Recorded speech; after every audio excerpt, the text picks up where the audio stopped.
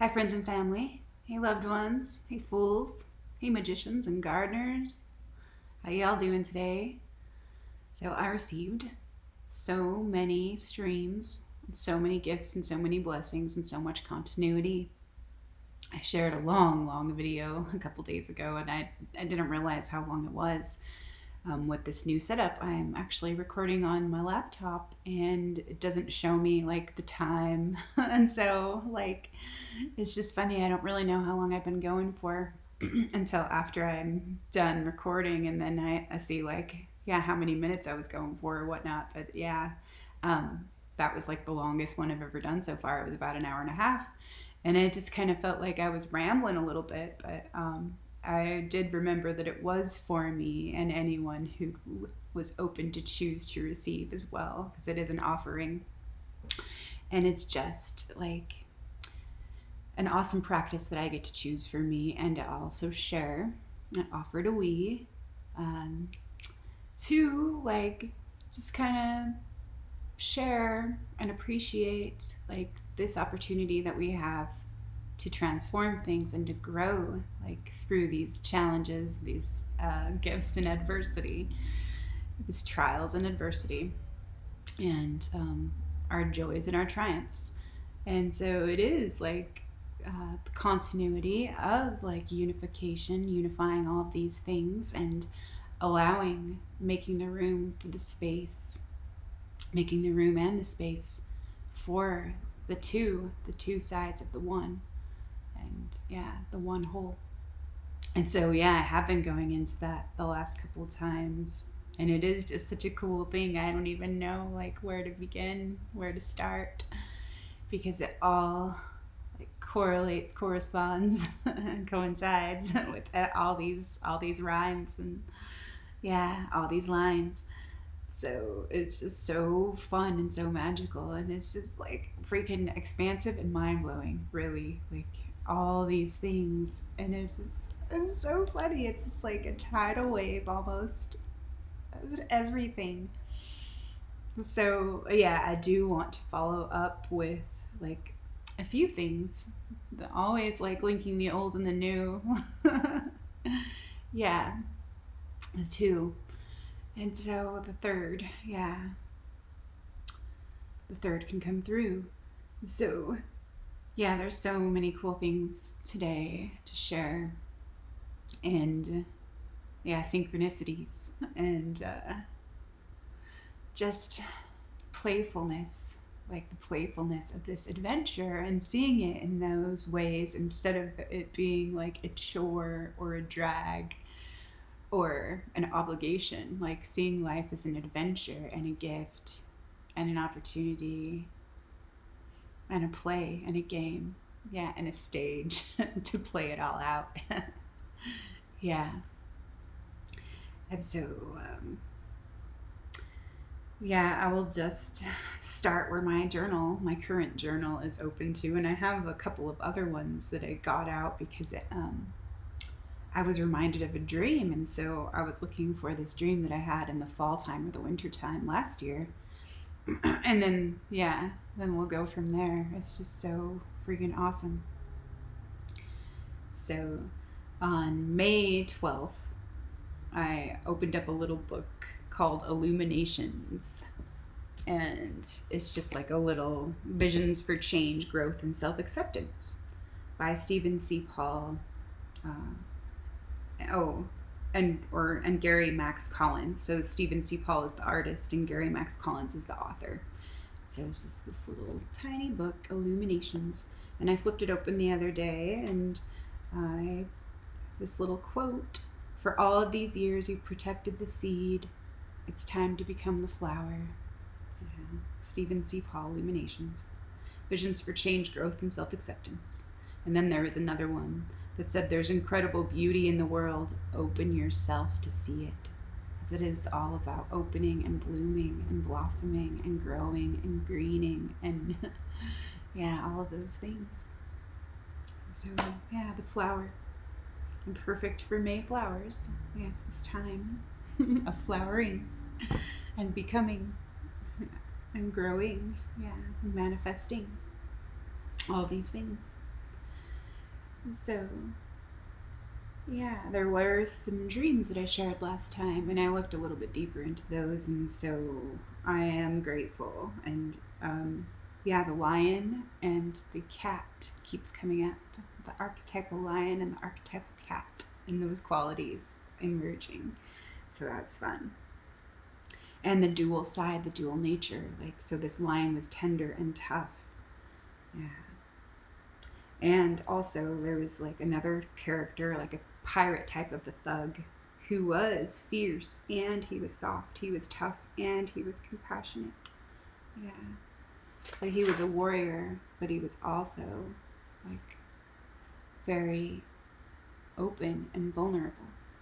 And so, yeah, it was pretty cool contrasts. Kind of going into those themes of, yeah, where I couldn't allow me to be, where I couldn't allow myself um, to be like all of me because I was so worried about getting it right or doing it wrong that there was some blockage and some, yeah, where I was cock blocking myself or getting in my own way because of what I wouldn't allow myself like to be. And it's just silly. So silly being so silly. And yeah, I'm sure like I'll go all around and it'll come back around and there's no end and there's no beginning of it, which is so funny, really, because of the things that I received today. So this on the May 12th, I wrote, it was a good day. Let's see, I had a good day, got some things attended to, but I still feel like I'm procrastinating and resisting a little bit more than I want to anyway. Holding the tension and being willing to receive a breakthrough, a vision, a dream, a gift, a miracle, a message, a sign, a way, a blessing. And I am willing to be all of these things, to be the change. Yeah, through just my being me. Justice in the world, judgment and the fool, the lovers and the hermit, strength. And yeah, the temperance and the wheel. So I'm grateful for the full well. Just showing up and be well. Be the wellspring, integration, so be real, whole, true, and full, and truthful. And so, yeah, what I got, let's see. I shared a couple of questions last time. So it was from the Young platform. I got an email and I just was like, oh, thank you for these questions. I'll take these questions and I'll be happy to look into them. So I just, yeah, kind of received it and also worked and played with it and then offered it and then expanded on it. And so step 2, recognize in yourself all the obstacles that are preventing you to engage with this situation.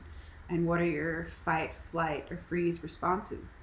And so what I wrote down, it was just short and sweet and simple. And that's like really all I needed, like, yeah, to draw a thread from and just, yeah, to keep going with. So the things that I answered there, so fear, pride, self-doubt, and insecurity, victim poverty programming, the wounds of separation. And imagine that this situation is asking you to relate to it. And what does it need from you? And is it asking you to develop certain qualities?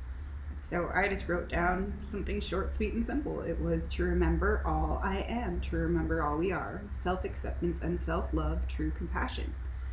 So yeah, continuing with those things. And what direction is your soul guiding you to go? Forward and through. So so I was asking for help with direction because it has been like challenging, like to navigate at certain times. Like sometimes it's like there's no question about it. It's just like go for it and go do it, go get it. But other times it's like just like really a lot of self-doubt and then the second guessing and the third, fourth, fifth, and sixth guessing and all that. So I know that's not like an unusual thing for us to constantly doubt ourselves or question ourselves or feel insecure about all those things. So that's what I'm working with here. So, yes, what I did get to clear some of those blockages, like that were blocking me from like showing up to create. But it was like okay, because I was still like I'm always creating in different ways. But it was just like there was some part of me that was blocking myself, cock blocking myself, denying myself, like what I really, really wanted to show up for. And so I didn't even know what that was about. Like, why is this so hard? Like, seriously. Why do I make it so hard for myself? Yeah. And it's just kind of silly. Yeah, us being silly. Like, we do that all the time. Yeah, but there's just, yeah, it's just an opportunity really to accept that invitation and choose that compassion for ourselves and free ourselves. So, with my new stories that I am committed to, devoted to rewriting, to rewrite my situation and like change the inner landscape and to change like the inner plane. And we are enough. I am enough. We are worthy. I am worthy. Love is worthy. We are enough. All of that. So working with like self-worth and value and like knowing our true value and honoring that value and appreciating that value and accepting like all that we are and so that we can draw on all of our resources. And so that includes like all of our fertile bullshit. And so like why should we deny that? Like because that's where a lot of the gold is, like seriously, where we can use it for compost and grow so much gold in our garden.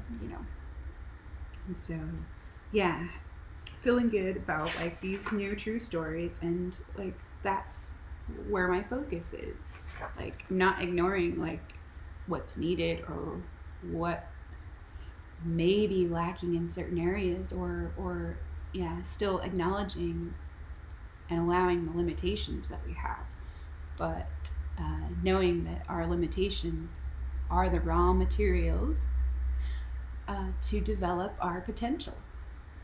And so, yeah, the raw is coming up as well. Like, again, raw in so many ways, in more ways than one. So I'll come into that and we'll just, yeah, let it unfold here. But, yeah, so we have been given the raw materials to develop our strengths. Yeah. And so, yeah, that's how we can allow and appreciate like our current limitations, because yeah, all of our strengths that we have developed and we have built and we have like through like practice and repetition and everything, those were once limitations, those were once former limitations, and now they're our strengths. So it is like, yeah, just something we get to work with and play with. And so, yeah, just allowing all of it, allowing the whole. So I value my relationships, friendships, and partnerships. I value my community. I value my loved ones, my friends, and my family. I honor all life is. I value all life is. I value my opportunities to learn, expand, and grow. I value my experience to know all that I am. I value my wisdom and my potential. I value, yes, and my limitations. And I value my gifts and blessings and all that's shared so generously always. Love always. I value what I have been given to be, offer, share, and embody, receive, fully claim for all of me. I value others' gifts, contributions, and creative energy. I value others' efforts and their right to be fully free. I am enough. I love myself. I accept myself. I value myself. I am grateful for myself and all I really am. I claim, value, acknowledge, and appreciate my life, my gifts, my abilities, my energy, my creativity, my choices, my love, my heart, my true intelligence, my magic, and my whole full self. I value my whole self-worth. I value and appreciate all this love I am. So, yes, true stories. And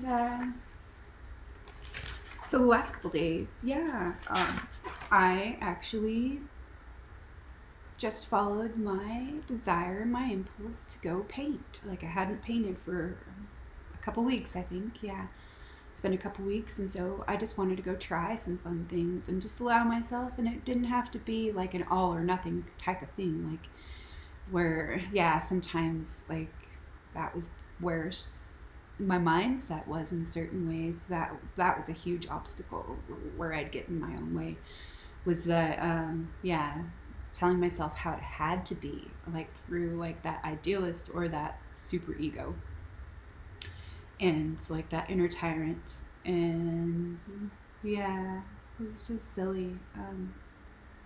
Maybe even the addict there as well. And so yeah, just like just go down and play, like to my little art studio that I have downstairs. And um, yeah, just go play for a little bit and see what happens. And like don't put any conditions or restrictions on myself, and just know that like I have this time that I can choose for myself. And that was an interesting thing, because I got to look into why I was denying myself certain things and where I was denying myself, because those have to do with some of those questions where like knowing my self-worth and stuff. It was about like, so there's these wounds and these patterns of abandonment, rejection, and betrayal and denial. Yeah, disallowance. So, like working with all those things, like seeing where I have abandoned myself, where I felt abandoned. Yeah, where I rejected myself, where I felt rejected. Where I denied myself, where I was denied. Yeah, love or care or acceptance or acknowledgement. Yeah, all that. And betrayal, where I betrayed myself, where I felt betrayed. So yeah, it does have a lot to do with all those things, and that contributed to my false beliefs that I was not worthy, and not enough or too much. So bullshit, silly stories. So some of the noise and the distractions and the traps and all of that, just like wrote down a couple of things the other day, like looking at some of those things. So the noise, flattery, distractions, and mind traps of the lower mind. So, and that also has to do with something I read in the Untethered Soul the other day, but yeah, I'm just gonna let it emerge. So, toxic positivity. Yeah, toxic positivity can be a really big drain. A really big drain, like where we distract ourselves and we talk ourselves out of feeling what we need to feel, really. Yeah. And yeah, I've been guilty of that. Like, yeah, but started changing those things like a couple years ago, when I actually started to look and to see like where I wasn't allowing myself to let certain emotions move through me. And like there were like these survival strategies to avoid pain, to avoid feeling, to avoid this like getting to the root of the disease and all of that, because it was so painful. And there was like a lot of resistance, and it was just like a big cycle that was continuing, and it was like hard to know how to break that cycle.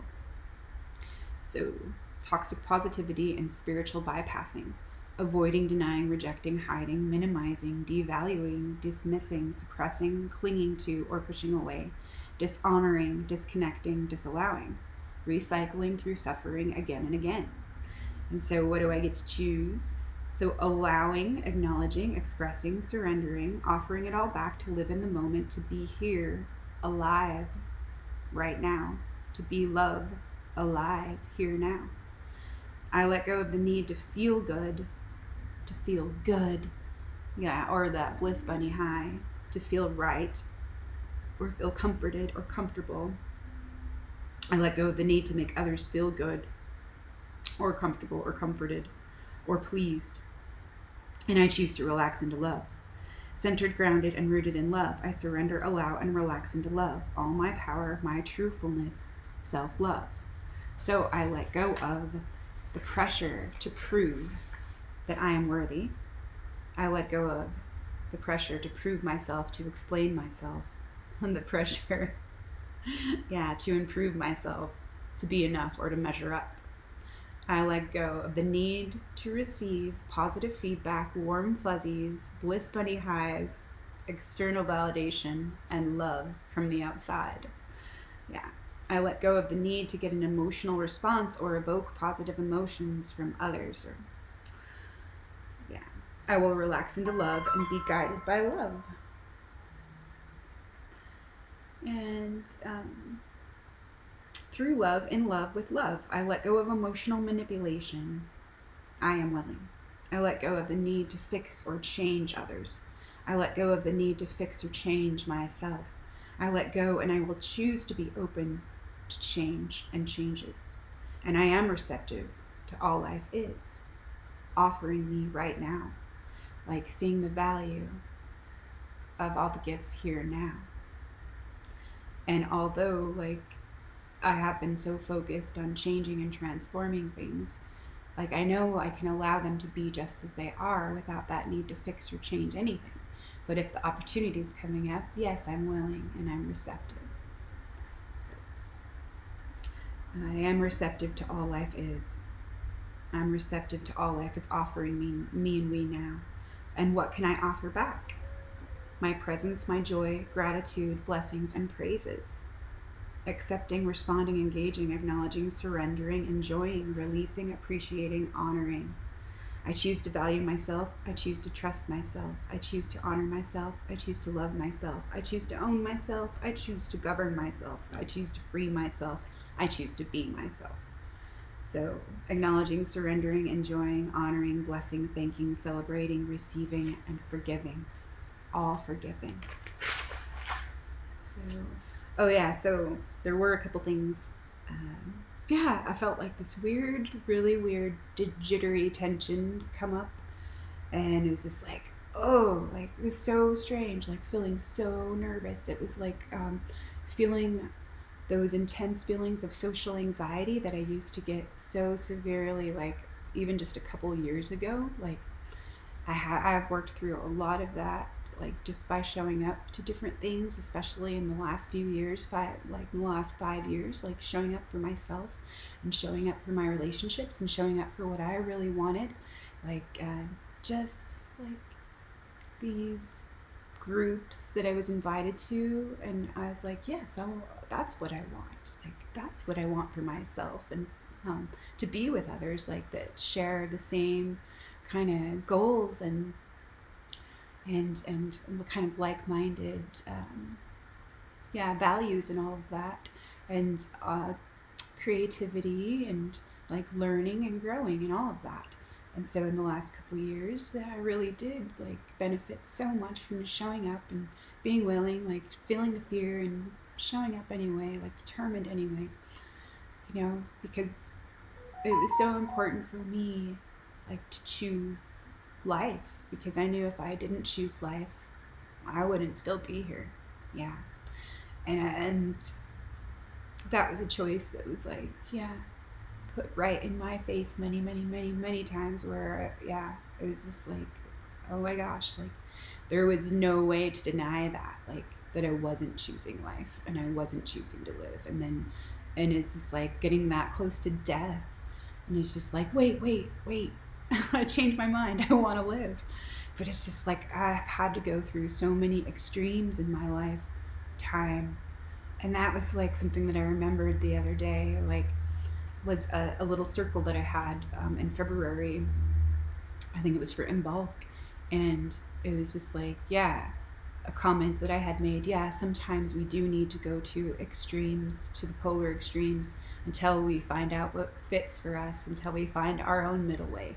And so that is very, very true. And I can relate in so many ways to that, needing to know, because not really knowing where my limits were, so needing to push it to the edge to really find out where it was again and again and again, until I hurt myself so much. It's okay, I don't think I need to do that to myself anymore. I think I know where that limit is, now. So this is kind of funny, just the ways that we get to learn. And I think sometimes when we've experienced so much pain, then when we get a little wiser, we're just like, oh, okay. Well, I know I don't need to go there. And so, like, prudence, yeah. And wisdom gained through experience. And so, yeah, just feeling those feelings of nervousness and tense, worried sensations and feelings. So I do believe, yeah, that it was some of that old social anxiety and those feelings of just being on edge and being so nervous and being terrified, really, that I never let myself release in certain ways. So there was definitely samskaras that were still, yeah, cycling and recycling there, even though I had confronted and transformed some of those things. Like, so those emotions were still cycling through the pain body. And yeah, it was just really uncomfortable to hold that tension and just like let it go again. Oh yeah, oh yeah. Let's just breathe into this, breathe love into this, and allow it like just to be and to be moved through. Not like trying to change it or trying to push it away or trying to, yeah, like manipulate it or anything. But like, yeah, just breathing through it and release or just surrendering it and letting it go. So, oh my goodness, silly me being silly. Just give it all back and just let it move through me without judgments of black. Just let it all go and let it all be. Give it all back and let love be free. Cutting the cords and setting me free, setting love free. We're all free to be. We're all worthy beings. We're all love, so be. Be one at peace. Be one within me.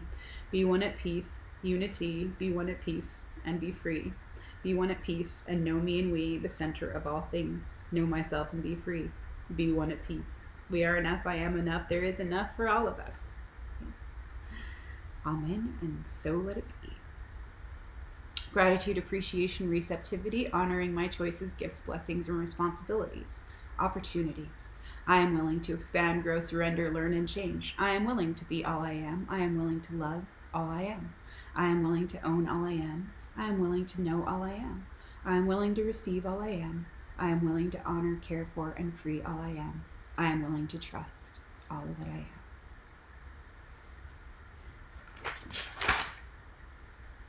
Yeah, and I had fun as well.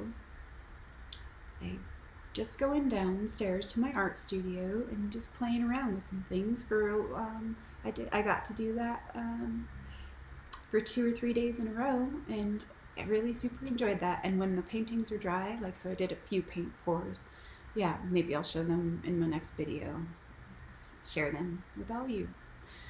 So it felt good to just like go down there and play and just do it for fun and joy, and know that it didn't have to be anything, that it just got to be what it was, as it was. And so did I. Like, I just got to be as I was in all that I was. And like, that is way more allowing and way more like honoring of all that I am. So that's what I choose. So I rested and I played and I listened, surrendered, received, and I chose to create and be one with me, valuing my time, efforts, and energy, all of my creativity, honoring and allowing all of me and my well-being's needs, coming back home and being all my love for all of me, allowing all I am, allowing all of me, allowing me to be just as I am, worthy of love and loving my worth as I am. Here I am, loved as I am, loved as I am, just as I am, in all that I am. I love, value, acknowledge, and appreciate myself, my whole self, my full self, each part of my full whole self. I love, honor, value, and appreciate all parts of the one whole. Thank you, love. Thank you all. I love, value, honor, praise, and treasure myself. I love, value, honor, bless, and appreciate all I am, all I get to be, and all I've been, all I shall be, all this love for all of me and we. We are enough, love is enough, there is enough. I am enough, love always. I acknowledge, accept, and allow all our current limitations and potentials. All that is, all that's been, all that will be, all that shall be, all that may yet be, all that can be, all that can and may be, yeah, all that can and will be. Be received, all that can be received, offered, shared, lived, and embodied. Honored and freed. I now offer back. I gratefully return. Yes. and honor. Yes, I gratefully return to fully honor all the gifts that we've been given so generously, always. I recall all misdirected energies and I humbly offer back to the Mother in service to the whole's integrity, contributing to prosperity for all, through all, for all, in all, love always. And so, yeah, just thinking about friendship with life and what generosity means to me. Generosity and friendship, trusting, honoring life and all the gifts right here, my intimacy, opening to life and softening. Yeah, compassion, gratitude, presence, reception, trust, loving kindness, acceptance, relaxing into love and drawing on this strength, returning home to one, appreciating all that is offered and all we have to give, share, be, realize, live, and receive. So, yeah, the last couple days during this weekend, I just kind of took it easy and I didn't write as much, and I was just kind of like, oh, I'll just let it rest for now. Really, let it just be, and I won't be so like sometimes, sometimes it just feels like, oh, there's such a need to know and a need to have a lifeline or something. But really, I'm kind of willing to like let go of that as well.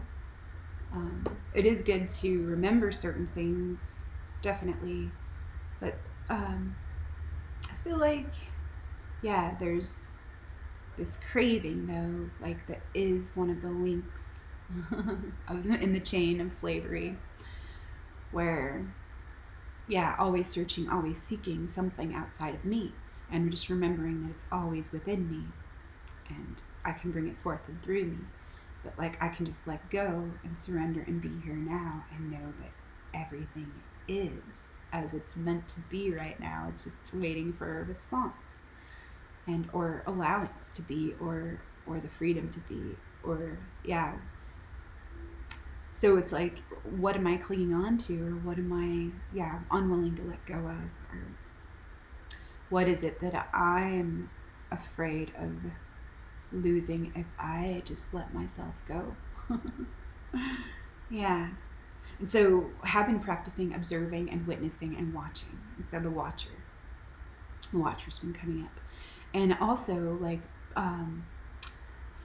something reminded me to just like look at this book that I have by Yogi Bhajan, and it's called The Mind. And a mentor and a friend, a new friend, actually recommended that book to me last January, and it's so amazing, really. So it just made me like think about like the three minds: the positive, the negative, and the neutral, and the 9 aspects, and the 27 projections, and the 81 facets. And so, because it is like there's this like map in the back of it that kind of like shows all of the different aspects and facets of the mind, and it's so freaking amazing and fascinating. And it does correspond, like the 9 aspects of the mind actually correspond with the 9 aspects of the goddess, and there are some really cool things about that. And I may have shared about that, maybe I'll share next time about that. But if you do want to go do a little investigating, like the 9 aspects in yoga, and then the 9 aspects of the goddess, the 9-fold aspects of the goddess, and there is like a lot of similarities and correspondences to those 9 aspects. So cool, really. And this is what I received today, and it was just so much fun and so much play this morning, and I was just like, facepalm, oh my gosh, this is too cool, we can't even make this shit up. Like just everything that's coming up. So the mind and Yogi Bhajan, and so much more. How does that relate to samsara and the 12 links of dependent origination and our identities and attachments that we're clinging to or unwilling to let go of? Or maybe even unaware that we're clinging to, reinforcing, defending, giving our energy or leaking our energy. We're giving our power away to.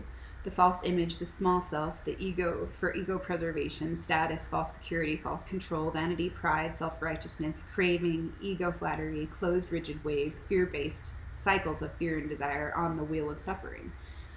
So yeah, just something that came up that I wrote down. And I've enjoyed painting lately. The last 2 days, I just allowed myself some ease, joy, and creativity. I love all the pretty colors and cool patterns. They're all unique, all on 11 by 14s. They're all so different, also very different. 4 little paintings. Letting go, witnessing, receiving, and freeing. All this love I choose for me. Seeing where I've been denying myself and disallowing myself this space and a true place to be. Sometimes denying myself my own rest that I need, and food and comfort and nourishment, or permission to nurture and attend to my physical needs. Because, yeah, I sometimes like neglect that at all. Sometimes I leave that very last. Um, yeah, and I'm willing to look more deeply into that. Nourishment and wellness is really super important to me. But yeah, sometimes I notice, but I've been denying myself like those very things. So I'm willing to look more into that and to see more into that, more deeply into that. So um, I did actually, honor myself yesterday, and really like made the time for myself to soak in a bath. Where I used to do that way more frequently than I have lately. Um, just because it was such a great it's such a great way, really, like, for me to meditate and for me to let go, and just to connect with the water and everything, with the element of water. So I really did enjoy that yesterday, where like just being present and conscious, and blessing the water and thanking the water, and yeah, doing a little chant, a blessing for the water, and yeah, true appreciation for all the gifts and all the blessings that are right here, and just waiting for our reception and waiting for us to choose to open to receive them. So yeah, just looking at those things, I'm grateful, so grateful, um, to remember like the sacredness of life and all the gifts that are so generously given always. So yeah, so my physical needs and my well-being's needs, to be right here and let go of my cravings. Yeah. So yeah, sometimes I was denying myself like things that I really needed that would support my well-being's needs, and I would, because it was a pattern, to choose the substitution. And so yeah, because I didn't feel like I could really choose what I really needed, so there was something else, like there was a default setting or something else that would fill that black hole temporarily. But yeah, but always needed more and more and more. Yeah. So sometimes denying myself rest, food, comfort, nourishment, or permission to nurture and attend to my needs, my well-being's needs, to be right here and let go of my cravings and be guided to all that I really need for me, to be present and accountable, at peace, at one, at ease, self-love, self-worth, and self-acceptance. And so yeah, willing to look a little bit more into that. And I have noticed, and I have been watching, where there's quite the hedonist inside of me, like where I do, of course, I love that pleasure. I love, and who doesn't really, like the pleasure and joy and all the good things that feel good and feel comfortable and feel so nice. Like, yeah, of course, those are our preferences, the things that feel good for us, like that's what we want to run towards, right? In a lot of ways. But sometimes we deny ourselves those things as well. So, but yeah, it does relate to a lot of the things in the Untethered Soul that I read about the other day. And so sometimes these blockages, these energy patterns, these unfinished energy patterns, they're created because of things that we cling to that we don't want to let go of because we enjoy them so much or they're so pleasurable. It's like, yeah. And then the things that we push away because we want to avoid them because they don't feel good. Like, but it's like something, yeah, that's trapped inside that's causing like chaos and havoc and inner conflicts and keeps us spinning on the wheel of suffering. Yeah. And so what it was, yeah, that will probably tie in everything around this. So from The Untethered Soul and Secrets of the Spiritual Heart, where I read this the other day.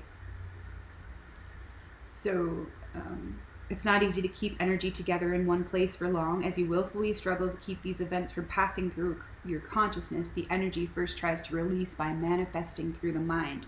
This is why the mind becomes so active. When the energy can't make it through the mind because of conflicts with other thoughts and mental concepts, it then tries to release through the heart.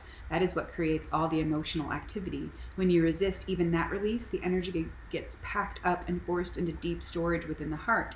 In this yogic tradition, that unfinished energy pattern is called a Samskara. This is a Sanskrit word meaning impression. And in the yogic teachings, it is considered one of the most important influences affecting your life. A Samskara is a blockage, an impression from the past. It's an unfinished energy pattern that ends up running your life. So in order to understand this, let's take an in-depth look at the physics behind these blocked energy patterns. Just like energy waves, the energy that comes into you must keep moving. But that doesn't mean it can't get blocked within you. There is a way that the energy can both keep moving and stay in one place. So there is a way that the energy can both keep moving and stay in one place, and that is to circle around itself. We see this in atoms and in planetary orbits. Everything is energy, and energy will just expand outward if it is not contained. For there to be manifest creation, energy must get in the dynamic of cycling around itself to create a stable unit. That's why energy manifesting as an atom forms the basic building block of this entire physical universe. Energy cycles around itself, and as we've discovered, atoms have enough harnessed energy to blow up the world when that energy is released. But unless forced otherwise, the energy will stay harnessed because of its equilibrium state. This process of cycling energy is exactly what happens with a samskara. A samskara is a cycle of stored past energy patterns in a state of relative equilibrium.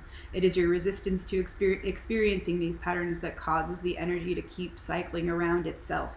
There is no other place for it to go. You won't let it. This is how most people process their issues. This packet of cycling energy is literally stored in your energetic heart center. All the samskaras you have collected over your life are stored there. And so, yeah, that is just that one little part that I wanted to include because it reminded me of a dream that I had in the fall or the winter time, and I couldn't remember like when it was, so I had to go through some old journals and find it. But yeah, it did. It was perfect because this dream that I was having, it represented exactly that. And so I did find it, and it was like from November 29th, 2020. And so this is like so cool too, because so the lighthouse has been a theme that's been coming up for me, and also the pillar of light. So pillars of light and prisms of light, that's been coming up the last couple times, and this is just too cool, like how it all does, like how it all does relate. So in this dream, I was living in a lighthouse, and it felt like I was sharing this house with a family member that I love. That's very dear to me, like a sister, and I'm almost like a maternal figure as well. And yeah, my auntie Shelley. And so it was a circular house, and it was a wraparound house, and there was like just amazing like views and like amazing decks that wrapped around the house and everything. So I went out onto this one little level of this lighthouse, and I could see this pond that was encompassing or circling around And it was really strange because the pond was actually frozen, but it was still rotating. It was still cycling around, circulating, but frozen. So I was like, that's really strange. Like how how does that make sense, you know? And also, just for a good measure, there was another punny thing in it. There was bicycles. There were bicycles. So it was like it was a frozen pond, and it was like, yeah. So what's cycling and what's frozen and all of that, like. So, and then the like two, the two wheels. And so, yeah, it was just like, wow, that's what this was kind of saying, because around this time I knew like that there was these old patterns that really were asking to be dissolved and or to be pattern interrupted, and it was asking me to let go of certain things and let go of certain relationships and certain ways of operating, or different dynamics within those relationships, even though it wasn't comfortable and it wasn't easy. It was like really actually hard to like do, but I knew it was like it was love.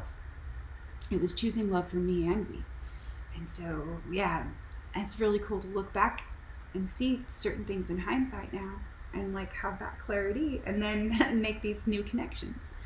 So a circular house, very interesting, like yeah, like a lighthouse with wraparound decks and a pond around the house that is frozen, yet it still winds around in circles like a merry-go-round. And so my dog is with me, Abby, my little sweet dog, Abby, is with me, looking for me, and she finally finds me through a telepathic connection, finding the right door to get to the level of stairs or the floors that I'm out on.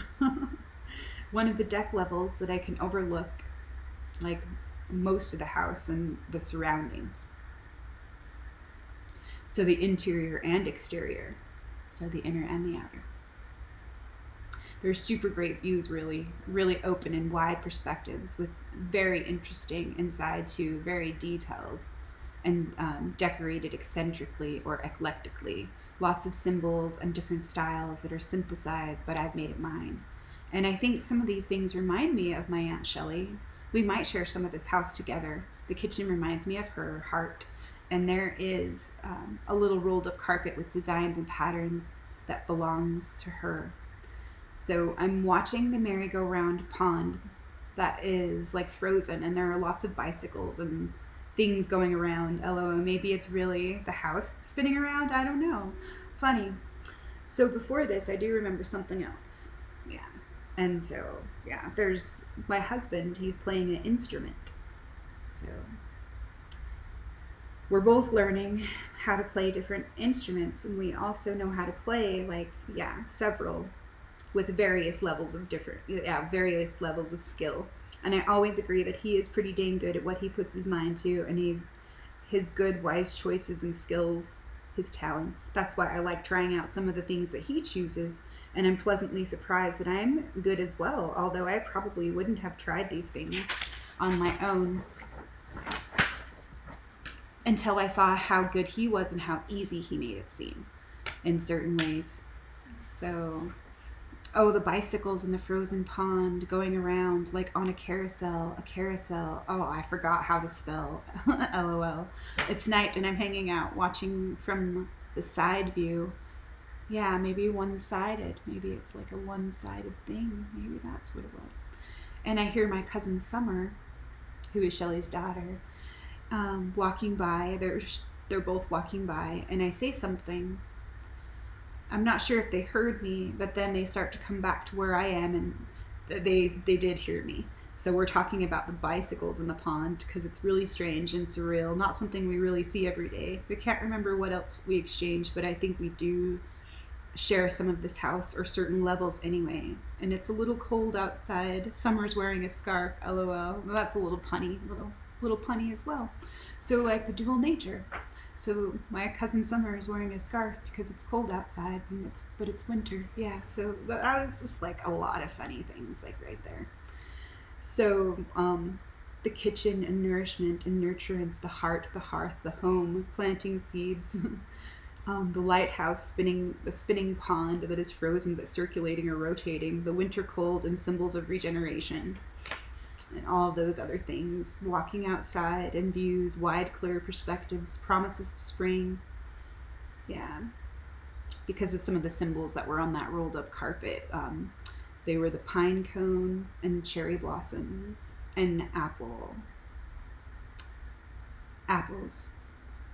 and apple blossoms. Yeah, which is really awesome because that's like the tree of life in a lot of ways. So that was like kind of fun to see and to go back to today, and kind of reviewing like, yeah, all this continuity. So yeah, what happened today, yeah, was really awesome this morning. I just decided to pick up this book, the Peers Encyclopedia.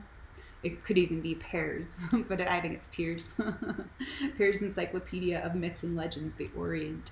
And I got like a bunch of books at a library sale, like at different library sales a couple years ago. And so, yeah, I'm so grateful, like, that I have like all of these gifts and these treasures. Yeah, that have so many nuggets of wisdom in them. And so grateful, especially since I'm not spending as much time on my phone lately. That, like, yeah, and it's just, I feel like I'm in my own little school. Yeah, it's just like studying and learning and, yeah, learning, learning myself. Yeah, all this love.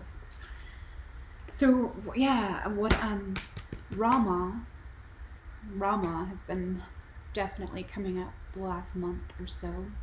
Raw. All the things raw.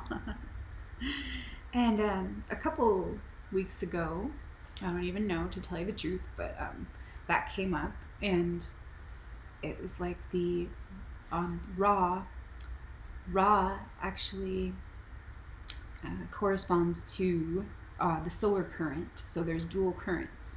The solar current, and then Ma corresponds to the lunar current that runs down the left side of our body. So Ra corresponds to the solar current that runs down the right, or the right side of our body, and Ma is the other that runs down the left.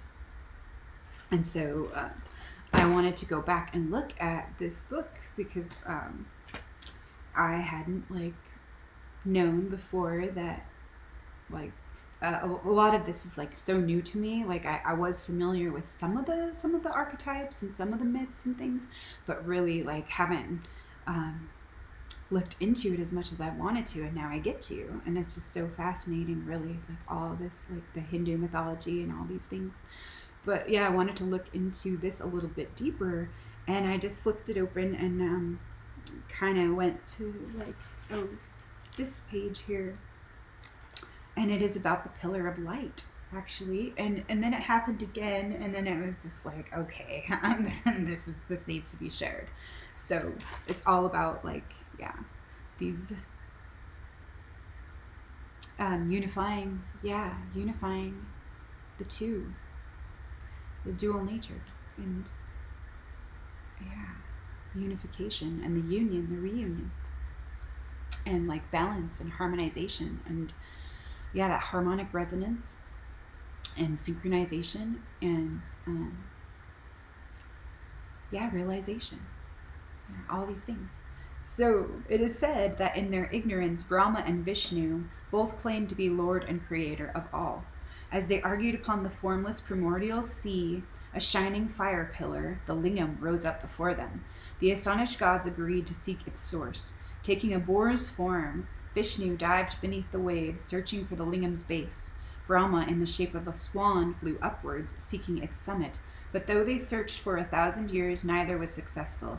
Just as they decided to abandon the quest and were turning back, Shiva appeared before them amid resounding cries of Om. So, yeah, that was pretty awesome. So, taking a boar's form, Vishnu dived beneath the waves, searching for the lingam's base. Brahma, in the shape of a swan, flew upward, seeking its summit. But Though they searched for 1,000 years, neither was successful, and just as they decided to abandon the quest and returning back, Shiva appeared before them amid resounding cries of Om. So I'm gonna stop it there. But yeah. I also flipped open this book today, Healing Mantras by Thomas Ashley Ferrand, and I really love this book, and I really love him as a teacher. I super appreciate him as a teacher. The first time that I think I listened to him, oh gosh, it was probably like 2005 maybe. Like I got an audio book of some kind, and I've always loved chants and listening to chants and different things. And yeah, his voice is just amazing and so soothing and just so nice, so serene. And I found this book at a library sale as well a couple years ago. And so I wanted to look at Rama again and like that Rama chant. And so that's what like led me to back to that, because I had no idea that in a certain like mythology, like Rama and Lakshmi were mates. And so yeah, I wanted to look into that, and just kind of like just following like these clues and this ongoing quest, answering this call, and it's just magical and it's adventurous and it is fun. So like I'll totally appreciate like the potency and the magical playfulness of all of it. Like, and it's just stuff that I love, so how could it not be like a love for me? Yeah. And it just contributes so much like to my well-being and to my like knowing me. So just yeah, so like humbled and thankful for all of these things, all these gifts and synchronicities. So May 17th, 2021, Moon Day, many faces. Fun synchronicities, Ra and Ma, Rama and Ram and Vam, yeah, fire and water. So Rama corresponds to the solar plexus and the will center, or Manipura, yeah, solar plexus chakra. And so Rama and Maha, Ra and Ma, balancing Rama, the dual currents, Rama and Lakshmi, or as a name, another name that she goes by is Sita, I believe it is. And so, yeah, the pillar of light and the spine and the Kundalini, twin flames, mythology of Brahma and Vishnu looking for the beginning and end of the pillar of light, who is actually Shiva, and there is no beginning and no end. So the myth came up in 2 books this morning. And so what wants to be known about this? The pillar of light, pillars and prisms of light. Om Ram Ramaya Namaha, or Om Ram Ramaya Swaha. Om Ram Ramaya. Ram has a twofold meaning and application in Sanskrit. It is the seed sound for the Manipura or solar plexus chakra. Tremendous healing energy lies dormant at this chakra. The mantra can help you get at that energy. This mantra begins to awaken and activate the entire chakra or energy center. It specifically prepares the chakra to be able to handle the inflow of Kundalini energy that gives the chakra its power. So the second application involves dividing Rama into the syllables Ra and Ma. Ra is associated with the solar current that runs down the right side of our bodies, and Ma is associated with the lunar current that runs down the left side of our bodies. These 2 currents crisscross and meet at the chakras. By repeating Rama, Rama, Rama, you begin balancing the 2 currents and their activity so that they can work with the higher stages of energy that will eventually come up the spine. The simple mantra, Rama, qualifies as a healing mantra in its own right. And so I just wanted to like look into a couple other things about that. And what I got, like, it was so cool. So I want to read this in Healing Mantras about the Pillar of Light, because it was so amazing, really. And then the things that came next as well were no less great. They were amazing, all of them. So 136, the Pillar of Light. So an ancient fable showing the infinite extension of consciousness goes like this. Brahma and Vishnu were traveling in the vast expanses of the universe one day when they came upon a pillar of light. It extended both upward and downward until it was lost from view. Curious about it, they agreed they would each travel in one of its directions, find the starting point, and return to compare notes. So deciding, they took off in rapid flight characteristic of the advanced state of their being. After several eons of flight with no end to the pillar of light coming into view, Vishnu returned to the place where he and Brahma had first discovered it. Shortly after his return, Brahma similarly returned to their starting place, and Vishnu spoke first, saying, "I was unable to find its beginning." And lying, Brahma responded that he had found an end to the pillar. Immediately upon Brahma's statement, the pillar turned into Shiva, who spoke to them. "Brahma has lied. I, Shiva, am the pillar of light and consciousness, which has no beginning and no end." Because he lied, Brahma was made to suffer neglect during observance of the divine ceremonies. In India today, there are very few pujas or observances to Brahma. It is understood that the lesson in this for humanity is that when we become powerful, ego often asserts itself in negative ways. Vishnu's work of constantly teaching and helping the evolution of consciousness has automatically kept his ego in check through service to others. In esoteric learning circles, the pillar of light is taught as the human spine, the seat of consciousness, and the road of evolution combined. Shiva is that state of consciousness which is our essential nature, with dominion over all substates of consciousness as represented by individual beings, either real or imagined. So when a negative force is told to leave the area by order of Shiva through the medium of mantra, as described in reference to the previous Shiva mantra, the effect is powerful.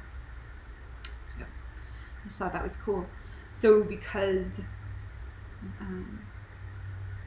Brahma lied, he was made to suffer neglect during observances of the divine ceremonies.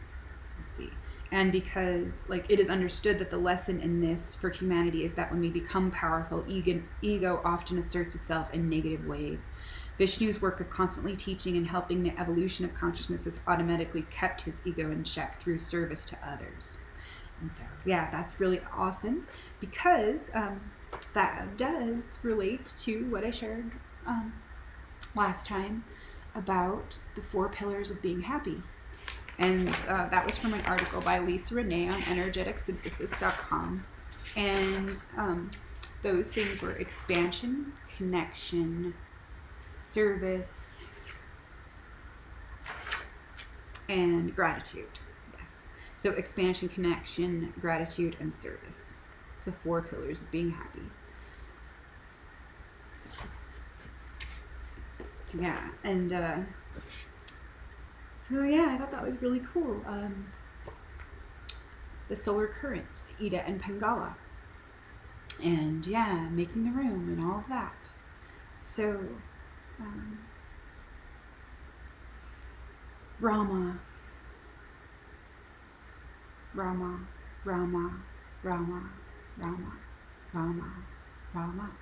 So yeah, I might play around a little bit with that and with these chants, these Rama chants, and maybe even look for a Shiva chant as well. But there was a couple other things that I found that were just amazing and so cool, and I actually might do another video about that, because there is so much to it, and it does have a lot to do with how amazing that choosing a spiritual practice or one of these disciplines can be so powerful, so powerful to transform and change things, to dissolve things, or to be a salve for, or to break up certain energy patterns that have crystallized, and all of that. So I think I actually will do a whole entire separate video for some of the other things that I did want to include today, but yeah, it just feels right. So I'll just share a couple more things that I have written down, and actually go into some dreams that I had last year and the year before that actually tie in so well, that I randomly found, and just because of following my intuition today. So yeah, so for Ram, So by repeating Rama, Rama, Rama, you begin balancing the two currents in their activity so that they can work with the higher stages of energy that will eventually come up the spine. The simple mantra Rama qualifies as a healing mantra in its own right. And so there was actually some Biha mantras that that correspond to that, and a Biha mantra, which I'm not sure if I'm pronouncing these things right, but that's okay. I'm doing my best and I'm going for it anyway. So it's Bija, Biha, or it could be Bija, I don't know. So a seed sound that contains spiritual power that must be grown or unwrapped through its repetition frequently as part of a larger mantra. So they're seed sounds for the different chakras. And so Ram corresponds to the Manipura chakra, which is like the one in the belly that's near the belly button. And so, it's just like our force of will, our will center. So the seed sound for Manipura, the ruling element is fire and the quality is form. Meditate on Ram and see a friendly fire that is part of you. When this energy becomes balanced, stomach ailments and digestive problems disappear. And I don't know if you have noticed, but sometimes I do burp a lot and it's just like there's lots of like air in there and stuff. And I have had like digestive problems or issues, I guess, like for a little while. Like it's been a while, like where they're on and off, or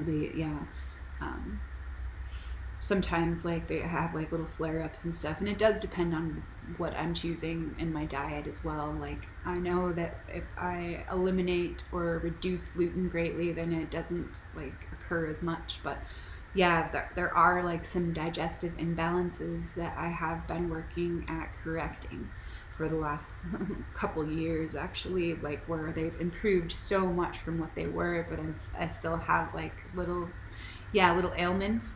And so I feel like, that's something beautiful that I can choose for me, and that's like really easy. So Ram, Ram, Ram.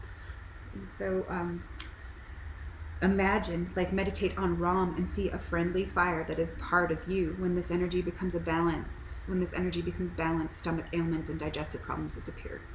And so the next one was Vam, and this corresponds to this the Swadhisthanta,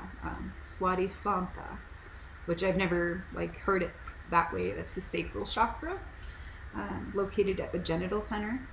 This is a watery element, and its quality is taste. While saying the Vam Bija or Biha, visualize a crescent moon over water. Patience will begin to manifest, as well as greater control of appetite and other senses.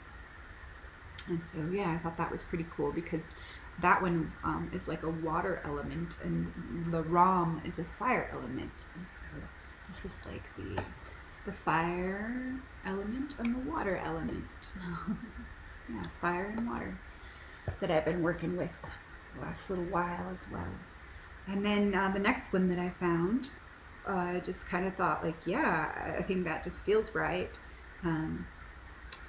to include right now, and that's Hum. H-U-M, Hum.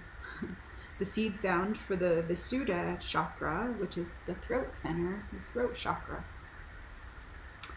And the element is ether, the quality is sound. When you meditate on Hum, illnesses of the throat are healed and languages become easy to learn. How's that? And then Om. I think everyone's heard of Om. Om is the seed sound for the Anya chakra, located at the third eye center, the brow. And this is where the masculine and feminine energies meet at the third eye center. This seed sound contains the principle of unity. There is a quality of cosmic intelligence associated with this seed. Through meditation on Om, worry is extinguished and the mind becomes serene. So we have Ram, Vam, Hum, and Om. And I want to share so much more about all of these mantras. And like all the things that I got in this book today is just amazing. And that'll probably be like an hour video in itself. But I did write down like this, a couple of other things. today. So, witnessing and watching, observing my cravings, my desires, my resistance, and my aversions, my anchors and blocks where I've denied myself. So, making new connections, expansion, pillars of light and attention, focus, reception, faith, love, convictions, forgiveness, trust, compassion, willingness, appreciation, self-love, self-worth, self-care, true full self-acceptance. Dreams, dreams, dreams, and synchronicities, impressions and expressions, hindsight and clarity. Tunnel of love and pillar of light, self-confidence and clear inner sight. Questions, answers, integration, the answered call and the quest. More questions lead to new questions, the ongoing guest host quest. Hospitality. Cycling, recycling, and bicycling. Cycles, cyclic psyche, developing and maturing, the spiral of ascent. Riches, worthiness, currency, value, gratitude, receptivity, appreciation, love, and generosity. Clarity and legitimacy, unity through duality. Ra, ra, ra, ra, ra, ra, ra, ra, ra, rar, and ram, rama. Cosmic consciousness and radiance, brighter, lighter, wider ways of seeing, perceiving, being, and cooperating in the world. The wandering and the fourth stage, transitioning, finding love in the underworld. So yeah, that was so awesome. True appreciation, valuing all of the gifts right here. Yes, all the gifts right here. And so rah, rah, rah. I had a little nudge today just to pick up this book because I was going to go back and look at Durga again because I was planning on doing like a little meditation with Durga, and also I wanted to look at something else in here, but what I actually ended up receiving today was Radha, or Radha. And yeah, I haven't really been familiar with her as much as some of the other ones that are a little more well known, like Lakshmi and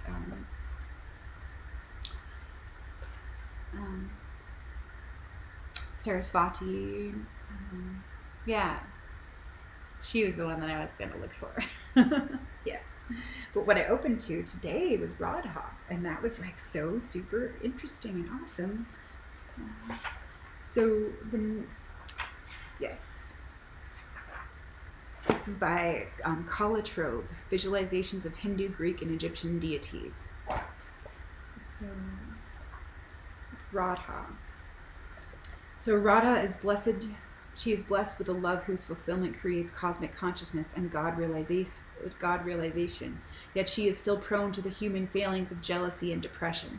Her relationship also has the surprising aspect of being adulterous, surprising that is for a religious tract. This incongruity is reconciled when one realizes, as Radha does, that her relationship with Krishna is her life's highest purpose, and as such, all obstacles between her and it, whether social, marital, or material, should indeed be hurdled. This persistence parallels that required by the devotee to realize God, and can be applied to all lofty aspirations. So this persistence parallels that required by the devotee to realize God and can be applied to all lofty aspirations. Therefore, an important aspect of Radha's strength is faith in her own conviction, even when it flies in the face of friends, family, and all sensible advice. Despite the assurances of her cowherd lover, Radha spends much of the Gita Govinda feeling rejected and lovesick. It is her personal quest to accept that Krishna's love, metaphorical of God's, is non-exclusive. Likewise, true devotees of the divine seek to gain a non-exclusive sense of God love, a cosmic consciousness in which ego is dissolved. Consequently, Viraha, or love in separation, and unconditional love are among the gifts that Radha has to offer. Indeed, Krishna initiates often seek to emulate Radha's obsessive and all-consuming passion. As Sri Bhaktivedanta Swami Prabhupada, leading light of the Krishna movement today, states the actual perfection of human life lies in always being Krishna conscious and always being aware of Krishna while performing all types of activities. As such, Radha is a shining example of the perfection of yoga. Nothing can tempt her from her devotion, Naturally, this does not apply to everybody's lover, but the element of selflessness and absolute love remains relevant. Just as Krishna's flute, with its irresistible lure, leads lost souls out of delusion and into the light, Radha's example of unconditional love can lead us closer to our divine nature. It might be said that all human relationships are symbolic of our yearning for communion with Godhead. There is no more daunting prospect than being alone in the universe. In sects of two, in familial groups, or in tribes endorsed by the religious or social proclivities of a multitude of others, humankind clings together, often inappropriately, looking for comfort, forgetful of what lies beyond the facade of actions and emotions, or the facade of actions and emotions. Just as Radha often forgot the pure source from which our positive feelings originally sprang, may we also forgive ourselves for forgetting. So just as Radha often forgot the pure source from which our positive feelings originally sprang, may we also forgive ourselves for forgetting. Such thoughts are socially unconventional and inconvenient, as is Radha's illicit love for Krishna. Yet the illicitness itself contributes to the strength of their union, as do the long periods of separation during which Radha is grief-stricken. Without the loss, she would not feel the gain so strongly. Unfortunately, this is one of the principles of duality through which this realm functions. Pain exists to heighten pleasure, or so the sages say. Coping with the day-to-day grievances that no philosophy can salve is one of Radha's functions as a goddess of prema, or selfless love for the beloved. There was a time when the last thing women needed was a visualization for selfless love. It was simply a standard requirement of being female. Brothers, husbands, parents, and children came first, and she who did not possess the quality of selflessness to an uncompromising degree was anathema, both to herself and to society at large. In the West, however, things have changed to such an extent that selfishness in women is often considered a virtue, as are materialism and hardened careerism.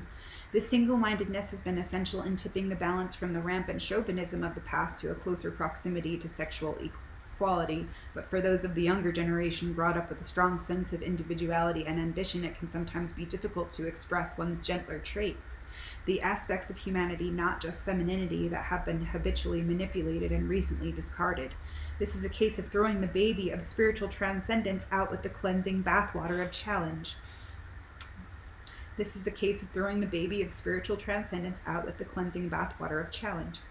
Selfless love, once the ultimate strength, is now often perceived as a weakness, but in circumstances in which one's individual integrity is not threatened, such qualities still have much to offer.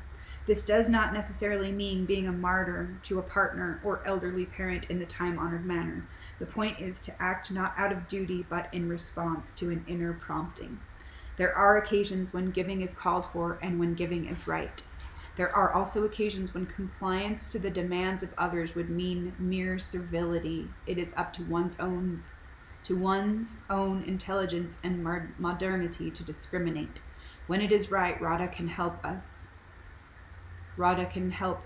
give gracefully.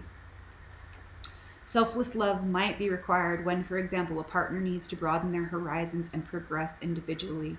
A university course, a trip abroad, a group of new or old friends, such things may make us doubt our position in their affections, thus inviting into our constitutions the stuttering crone, insecurity, and her shrewish handmaiden, jealousy. The impact of these emotions can only serve to lower our self-esteem, already quite shaky in the challenging circumstances. In such situations, it is obvious that the eventual outcome will be of benefit and that the process is necessary, but a huge amount of selfless love is required to banish these baleful feelings. Perhaps we will undergo a compromise to our lifestyle, while the loved one pursues the necessary course of action. Their long faces certainly suggest as much. It is under these circumstances that Radha will be ready and willing to help if supplicated. Why go through these things alone? There are thousands of entities out there whose purpose is to help bridge the gap between the mortal and the divine. Radha, queen of loving sacrifice, is but one among their number who, as a living, intelligent personality still developing just as we are, exists in part to answer calls such as these. So I thought that was pretty cool. Exactly, because that relates, like, a lot of that does relate to what I'm working with and playing with. in like, and as far as being like devoted, like to love, but feeling like the self-doubt and the insecurities, and yeah, maybe like with the lack stories or the not enough stories, there was a lot of resentment there, because of expectations that I had. And the grass did always seem greener on the other side sometimes. And it wasn't, yeah, I don't really feel that jealousy has been like a huge problem for me, but maybe envy has more so been. And so I'm willing to look more into those things as well. And so, yeah, I was really grateful to receive that today, and I just thought it was so perfect, really, in so many ways. And so, yeah, it did. There was so many things that related. But I think I'll just share one more thing of this dream that I had last year.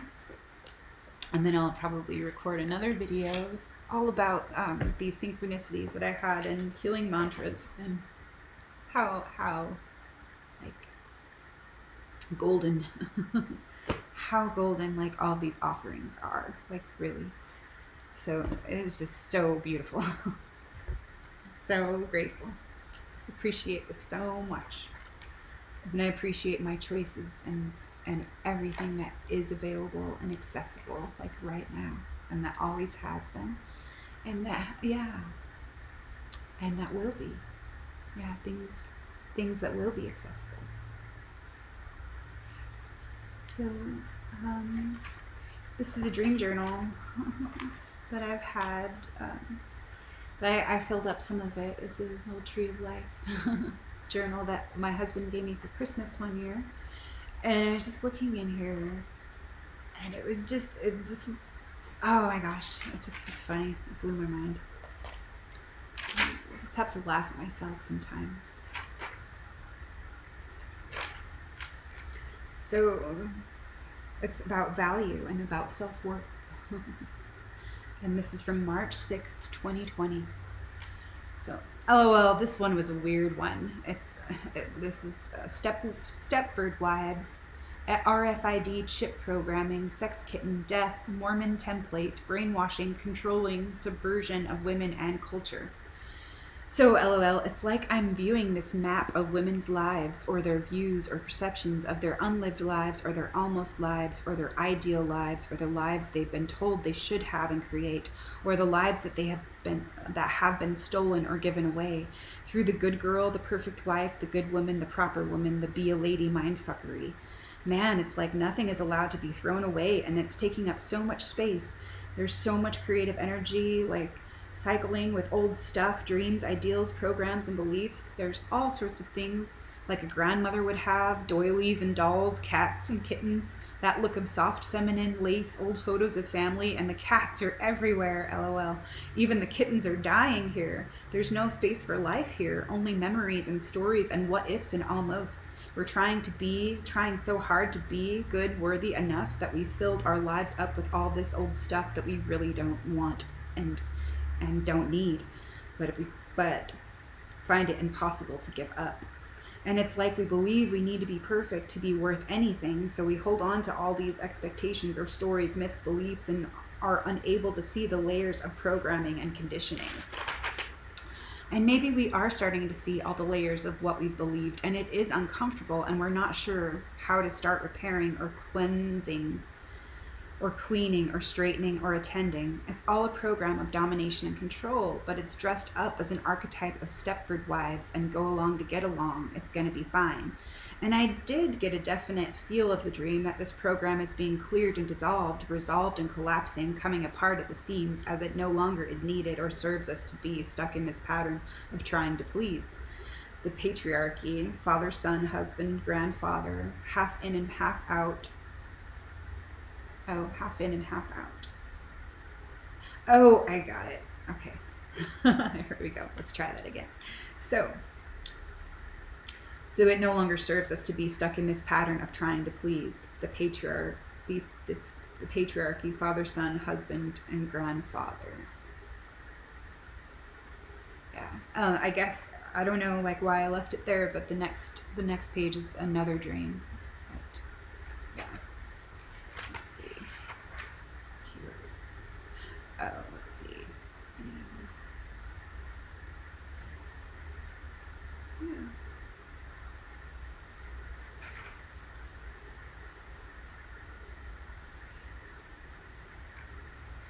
Um, yeah, that was just, I guess, all I had written on that. But that was so funny because I just flipped it open to that page and I read the dream before it, and it would have probably, I don't know, maybe it would have saved me some pain, um, but maybe not.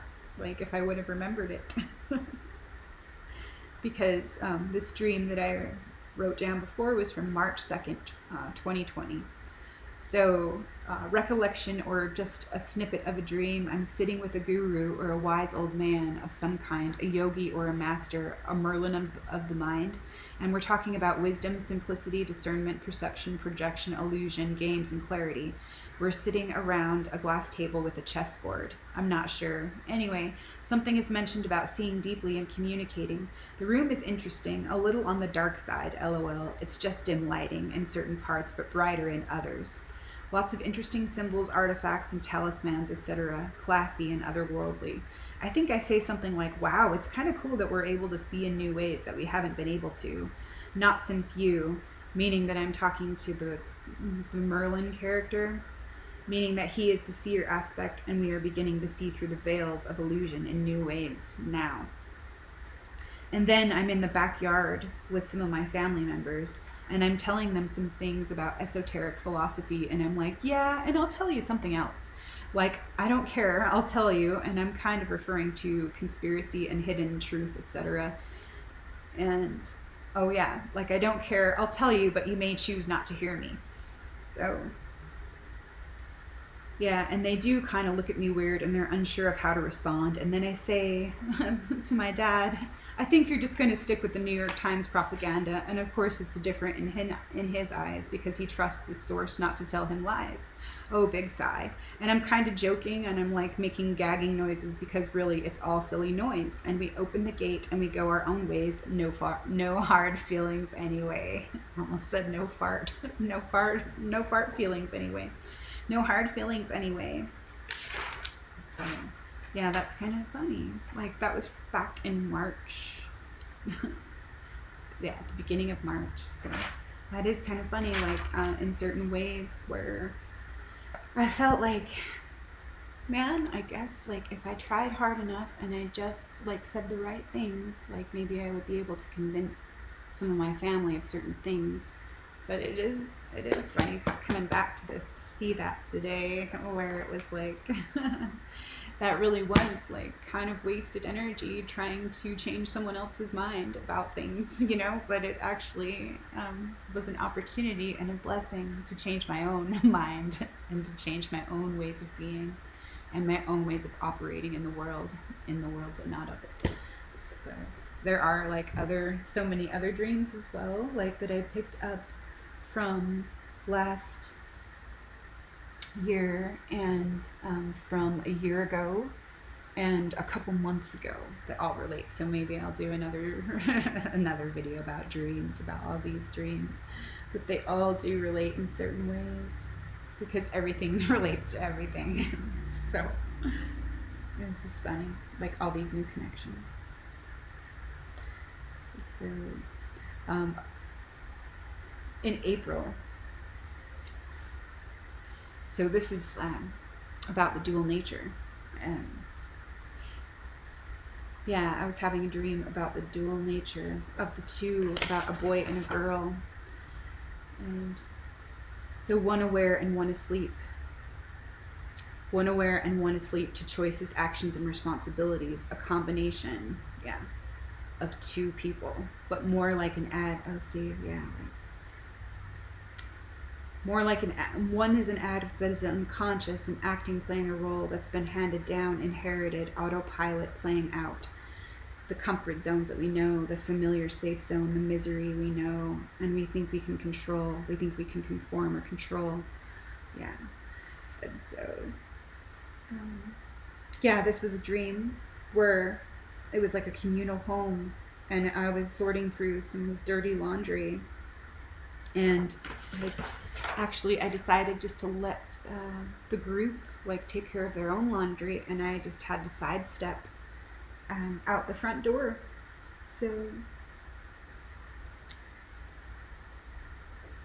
So I've got to go in it to get out and through it. The doorway, like there's this big huge wooden basket that was blocking the doorway, and so I just had to like get into the basket and then step out of it. Step in it and then go through and then come out of it. So that was what it was kind of like. The message was just go in it and go through it. So it's no big deal really. I've got to go in it to get out and through, and it's no big deal really. It's just a little sidestepping and maneuvering to step in and hop right out again on the other side. There's just one more thing to confront and to face, to let go of, one more choice or encounter to address, allow and close, to move forward and on to the new, open to completion. So it's interesting because yesterday I was getting the message that the only way out is through, and maybe just detoxing and removing an old program or letting it fall away, making a choice and choosing to care, taking actions and responsibility for myself and what matters and belongs to me. Letting go of the past and all the past perceived mistakes, hurts, and instinct injury, old relationships where I gave my power away and got sucked into others' pain, agendas, and sob stories, and hoarded myself away, but also had my own agendas in which I got carried away and then blamed them without taking my own responsibility to play, and choosing to be accountable for me and my energy. So where do I feel threatened or intimidated or vulnerable or defensive? Where am I still at war or fighting against myself or my own ego? Taking energy or leaking energy or misdirecting energy. Yeah. Just let go and go through to move forward. Let the family group sort through their own dirty laundry. Let them go for now. Farewell and be well. Yeah. So taking new actions, choosing and making decisions, following through, showing up and being willing, moving forward and initiating new actions to spark positive changes. I am willing. I am willing to ask for help and receive all the help that comes my way. Thank you. Receptivity, trust, faith, and strength, integrity, in service to the whole, in service to all, in service to one whole self, divine intervention and grace. Yay. So, yeah, I think with that one said, unless this next dream, if there's anything that wants to be shared here. So I think so. So this dream is from August 9th, 2019. So it's some of the archetypes in this dream and the archetypal themes and characters. So there's a club, a home, a family, friends, and how do people see me? Yep. Role playing and pretending, acting, playing. Drugs, a party, a hostess, a goddess, a priestess, and a servant. A caregiver, healer, martyr, rebel, maverick, leader. Mother, wife, good girl, mysterious, femme fatale, people pleaser, matriarch, goddess and stranger. Colors, perceptions, set and setting, space, and a place. Ooh. So this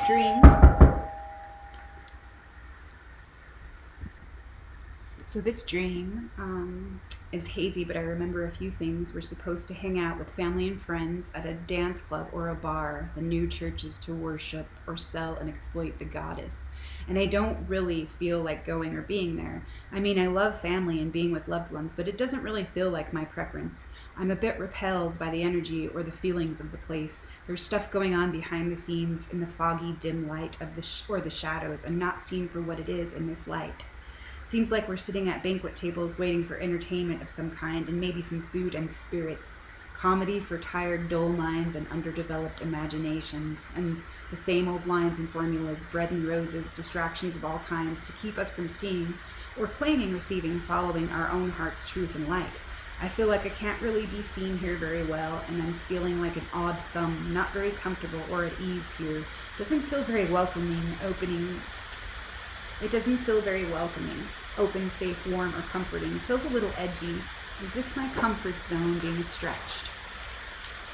Or asking to be stretched, to go where I may feel uncomfortable, or to pay attention when I'm feeling open and vulnerable. I mean, it's not all dark and heavy. We really make it what it is. There is lightness and potential here for healing, connecting, integrating, and meeting. It seems like there may have been some kind of drugs or psychedelics or stimulants that simulate bliss, but not the real thing, but a fake, maybe treacherous kiss of death. I'm not really feeling it, and we decide to go home. Then we have a family dinner planned, and I'm excited to be in my element of home, hearth, solidity, and truth, generosity, etc. But LOL, I'm kind of obsessively preoccupied with how I'm presenting myself. Like, I want to be seen as the caregiver, domestic goddess, virgin, fertile maiden, full mother, wise woman, nurse, medicine woman, caregiver, sage, and also beautiful enchantress, mesmerizing, all with my beauty, wiles, and charm. Like, they don't just come naturally. Why am I trying so hard to maintain an idealized image, or want so badly for others to fall in love with me, or see me and be mesmerized, captivated, Twitter-pated, hypnotized? Is that my shadow enchantress, or is that my narcissist, or my Adonis? Narcissus. And it's funny, it's like I'm worried about what my cousin might think, or how he might perceive me, because I want his approval or his admiration, affection, reception, or for him to buy what I'm selling. LOL, like Magellan. So we're about ready to sit down for dinner at this gigantic family table. It's rectangular with all sorts of fancy place settings. It looks like a gourmet meal spread. The dishes, china, cloth napkins, atmosphere, setting looks really nice and refined, or maybe idealized, but the food doesn't seem to be there yet. Just the setup, or the table that is set up for the 5-course meal. And I'm wheeling Lisa in the dining room to get her place. Why is she in a wheelchair? It seems she's needing help or a hand with getting around and taking care of herself. But it almost seems like my caregiver dynamic with Tanya. A caregiver role, is that what it's keeping me from being true and full? Worried about how I am to fill this large role, and how I do it, or how I appear, or how I'm seen, perceived, received, or how I feel about me. It's a strange dream. LOL. I'm willing to see deeper into these things. I also seem to remember pouring paint and colors and working on my own symbol of rainbow light. That was enjoyable and felt easy and right. If I could just let it be all right, being all that it is, to become all it is. Yeah, for all we are. So yeah, that's interesting. So there were a couple of those things. Yeah. And so I do believe that's enough for today, though. And yeah, I hope there is some coherence, because there is for me, definitely is for me. So I'm grateful for all of these things, and all this continuity, and this growth, and the expansion, and all these possibilities, all this potential, all this magic, and everything that's like fertile. It's so fertile right now. I feel like, yeah, it's just such a potent time to plant seeds and to nurture the seeds that have been planted. And so I hope you're being love for yourself, and you're feeling well and feeling great, and you're feeling the joy of being here and being alive and well. All right, I love y'all. Talk to you next time. Be love and be well.